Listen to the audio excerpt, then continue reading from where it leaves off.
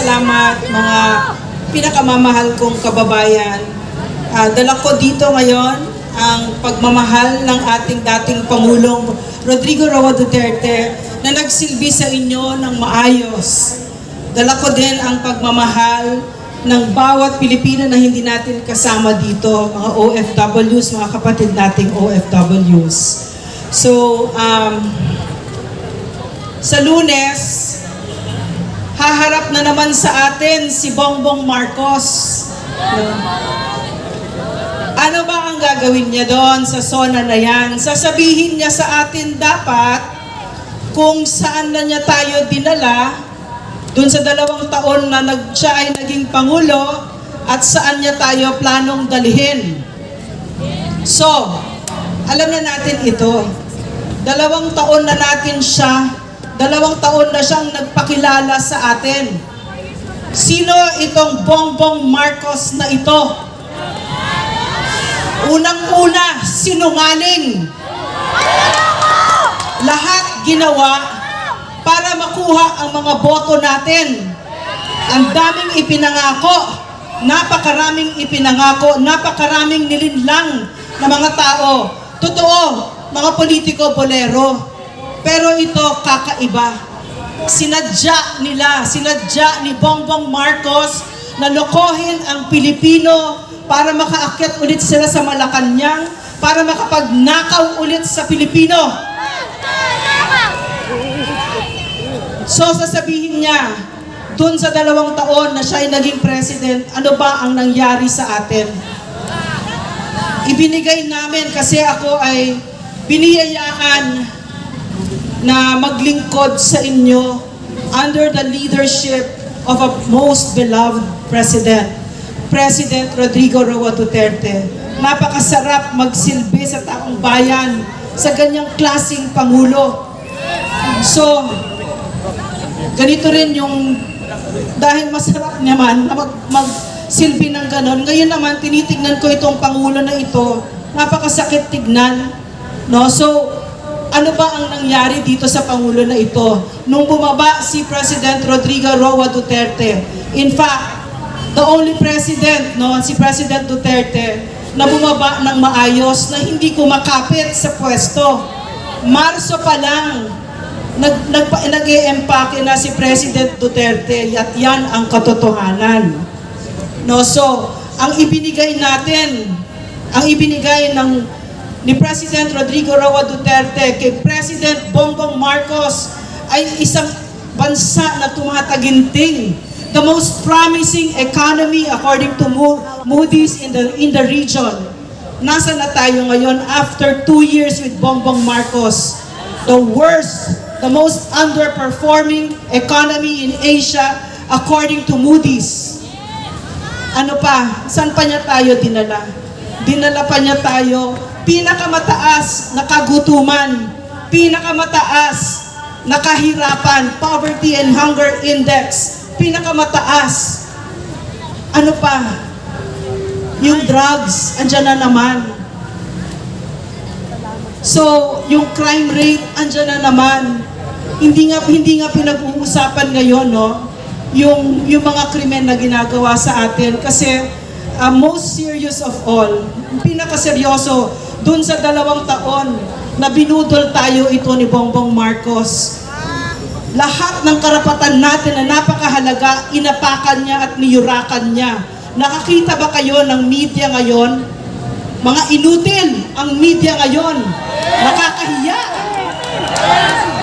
Mas tahimik pa sa sementeryo ang media ngayon. Walang kahihiyan. Alam niyo kung bakit? Kasi ang information power.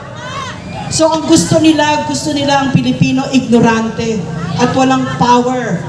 At gusto din nila, kaya pala nila, isa sa una na ginawa nila ay patahimikin ang media kasi pala napakaraming kabulukan na gagawin si Bongbong Marcos. Gagahasain niya ang Pilipinas.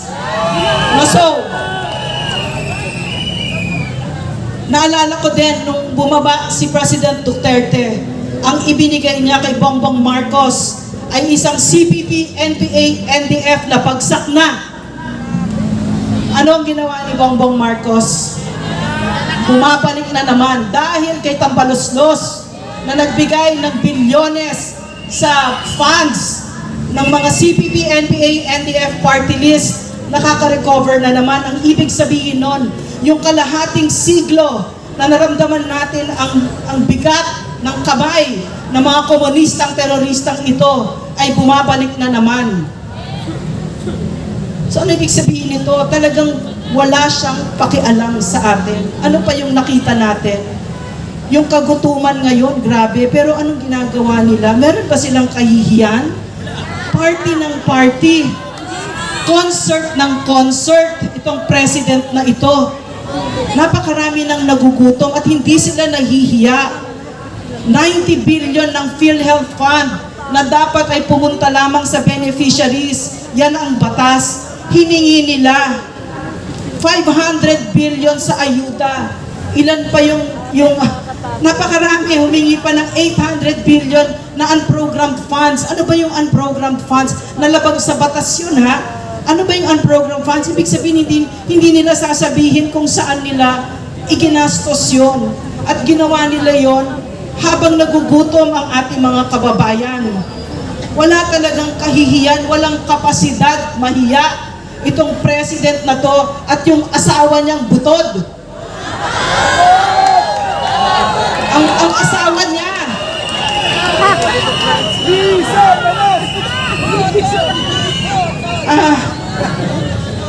Nakakatawa tong asawa niya. Feeling president na hindi naman natin ibinoto. Napaka-arrogante. Napaka-bastos. Yes. Mababa ang tingin sa mga kawani sa gobyerno. Tinungga yung champagne ng Senate President. At ano ang trato sa mga kasundaluhan natin? Ginalaw kaagad yung kanilang pension. At saka kahit sa kapulisan, anong ginawa nila? Si Bongbong Marcos, ang nagbigay ng utos na 2 batalyon ng mga pulis ay lusubin ang KOJC sa Davao. At itong mga hindi lang 2 batalyon ng Special Action Forces, CIDG, meron pang SWAT, meron pang snipers, meron pang helicopters. At sino ang hinarap nila? Mga sibilyan, mga church workers, mga missionaries, mga bata. So yan na. Tapos nung nag-press conference ang PNP, sila pa yung nagsinungaling. Sinabi nila, itong mga unarmed civilians, mga bata, ay sila daw ang inatake. Sila na mga naka full gear, high caliber. So, under President Rodrigo Roas Duterte's watch, the PNP enjoyed its highest trust ratings. Pinagkakatiwalaan sila. At ang AFP ay gayon din. So, dahil sa leadership nitong president na ito na bangag, lahat sa gobyerno apektado. Lahat apektado. Alam nyo, sinasabi ko yan bilang isang doktor, yung term na yan na bangag. Kasi concerned ako dyan eh. Kasi nakikita ko dito sa 2 taon na ito, anong klaseng pag-iisip meron ito? Na in about 12 hours, nagpalit ang regional office ng police sa Davao 4 times. No, hindi pa na-on yung aircon, pinalitan na kaagad after 3 hours. Baliw. Para mga baliw itong mga ito. Hindi lang yun. Ano pa ang ginawa niya? Idinala tayo sa bingit ng gera. Na dati ay friends doon, kaibigan natin lahat, wala tayong kaaway, kaibigan natin ang US, ang China, ang Russia, ang Japan. Ngayon, anong ginawa niya? Dinala niya tayo sa bingit ng gera. At ano bang gera ngayon? Barilan lang? Hindi. Nuclear war. Nuclear weapons. Ang ibig sabihin nito, meron niyang potensyal na i-wipe out ang buong Pilipinas. Yan ang ginawa ni Bongbong Marcos. At para saan? Para saan? Hindi siya sumasagot eh. Diba? Hindi siya sumasagot. Ang sabi nila, Kasi dati atin siya, pareho yung foreign policy. Nung nabinubudol-budol pa niya tayo, sabi niya, itutuloy lang niya yung foreign policy ni President Duterte, pero hindi niya tinuloy. So bakit? Kasi umupunta siya sa Amerika, at ang sabi sa amin, at tinatanong natin siya, hindi siya sumasagot, Mr. President, totoo ba na kaya mo pinalitan ang foreign policy mo at naging tuta ka ng kano ay dahil sa pera? Ipinangako sa iyo ng Amerika na i-release nila yung nakaw na yaman ng mga Marcos. At yan ang ginawa mo sa Pilipinas, trinaydor mo kami.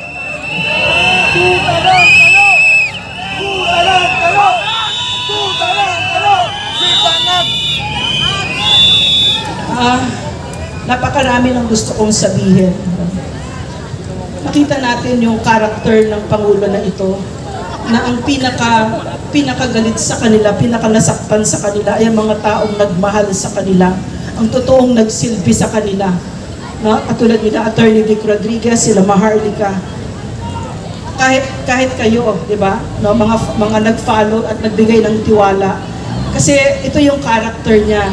Kahit si President Duterte, napakabuti sa pamilya Marcos. Dati dinuduraan niya ng Pilipino. Pero dahil kay President Duterte, yung ama nila ay nalibing ng maayos. No? At dahil kay Inday, nakabalik sila sa Malacanang. Pero anong ginawa pag upo ni Inday? Agad-agad. Agad-agad talagang they are spending billions para masira ang Vice President natin. At kung ano-anong kasinungalingan. Pero tingnan nyo, ang galing-galing ng Pilipino. Kasi sa trust ratings, ang pinagkakatiwalaan ng Pilipino ay yung totoong nagsisilbi sa kanila. So maraming salamat na ganyan kayo. So, sa Monday, no, susubukan na naman ni Budol-Budol man na budulin tayo. Pero ipinakita na niya sa atin kung sino siya. Sinabi na niya sa atin, wala akong pakialam sa inyo. Magutom kayo dyan. Magpa-party kami. Lilipad ako sa wherever. Magdala ko ang jet. Yung mga anak ko, papa-jet ko. At ako'y magko-concert. Wala akong pakialam sa inyo. Ipinakita niya sa atin ng maliwanag kung sino siya. At tatayo siya ulit sa Kongreso sa Monday. At kung ano-ano na namang kabutulan ang pagsasabi nito. Pero ako'y natutuwa kasi I don't think this has anything to do with Bongbong Marcos as it has to do with the Filipino people. Tayo ay umandar na bilang Pilipino. Ang regalo ni Rodrigo Roa Duterte sa atin ay ipinakita niya at naranasan natin ang totoong pagmamahal ng isang totoong Pangulo. Kung kaya't tayo ay nasasaktan ngayon na itong Pangulo na ito, napakawalang kwenta at walang pakialam sa atin. So, kaya pa ba niya mamuno? Is he still fit to lead? Hindi na. Kitang-kita. Yan din ang ipinakita niya sa atin. Maliwanag na maliwanag, 2 taon. Bagsak ang Pilipinas dahil sa kanya. No, so, maraming salamat na kasama namin kayo sa laban na ito. Kami dito, hindi kami binabayaran, no? Pero para sa akin, I can speak for myself. Isa sa masarap na parte ng buhay ko, yung kabanata ng puso ko, ng bawang buhay ko, nung ako ay nagsilbi sa ilalim ng isang Pangulo na hindi magnanakaw, na napakahusay, no? At talagang dahil sa kanya, bumuti ang buhay ng mga milyon na Pilipino at umandar ang Pilipino at taas noo tayong Pilipino sa buong mundo. So, huwag niyong kakalimutan, no, yung pagmamahal ni Rodrigo Roa Duterte sa inyo. Yan at huwag niyong kakalimutan.